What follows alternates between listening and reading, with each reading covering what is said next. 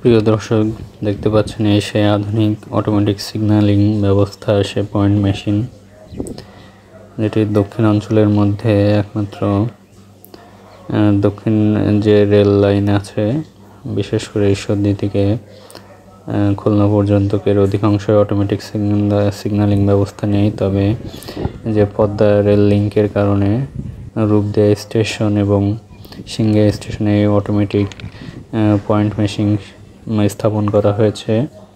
এগুলো চায়না থেকে নিয়ে এসেছে, খুবই আধুনিক প্রযুক্তির মেশিন। তো বন্ধুরা, এই যে কালো বক্সটি দেখছেন, ওই থেকে ইলেকট্রিসিটি আসে এবং সিলভার কালারের বক্সটা যে ওর মধ্যেই মেশিন রয়েছে। মাত্র কয়েক সেকেন্ডের মধ্যেই এই পয়েন্ট মেশিন পাশাপাশি করে ট্রেনকে সিগন্যাল দেয় এবং এটা সম্পূর্ণ স্বয়ংক্রিয়ভাবে হয়ে থাকে।